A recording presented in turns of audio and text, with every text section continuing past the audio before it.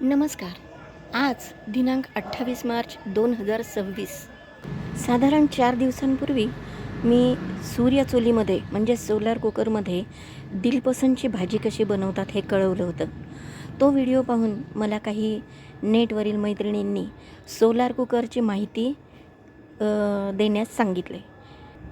त्यामुळे मी आता solar cooker म्हणजे काय, त्याचा वापर कसा करतात याबद्दलची संपूर्ण माहिती देणार आहे. सूर्यचूल ही पेटीच्या आकाराची असते. साधारण आपल्याकडे जुन्या काळी पत्र्याच्या पेट्या असत तशाच आकाराची एक चौकोनी पेटी असते.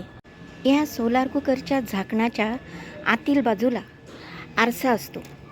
ह्या आरशावर प्रकाशकिरण पडतात आणि त्याचे परावर्तन होऊन ह्या खालच्या काचेवर ते प्रकाशकिरण पडतात आणि त्यामुळे डब्यामध्ये उष्णता निर्माण होऊन आतल्या ट्रेमध्ये उष्णता निर्माण होऊन डब्यामधील द्रवपदार्थाची वाफ होऊन संपूर्ण पदार्थ शिजतो किंवा एखादा पदार्थ वाळवण्यासाठी ठेवला तर संपूर्ण वाफ त्याची बाहेर पडून तो पदार्थ पूर्णपणे वाळवला जातो.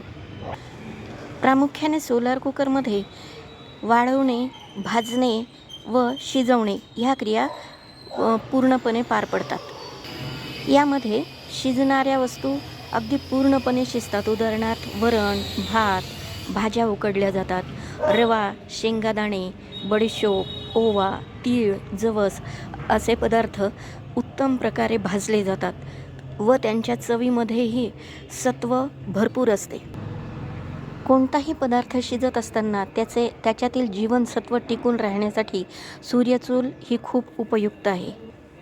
बऱ्याच घरांमध्ये सूर्यचूल उपलब्ध असूनही तिचा वापर कसा करायचा, किती करायचा याबद्दल कल्पना नसल्यामुळे व वेळेचा अभाव असल्यामुळे ह्या सूर्यचुलीचा उपयोग टाळला जातो. परंतु ज्यांच्याकडे सूर्यचूल उपलब्ध आहे त्यांनी त्याचा पुरेपूर वापर करावा यासाठी मी या सोलार कुकरमध्ये अनेक पदार्थ बनवून दाखवणार आहे.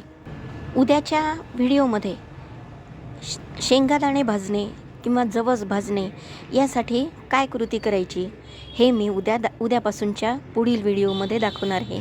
त्यामुळे माझे यापुढील सर्व व्हिडिओ आपण आठवणीने पाहावेत.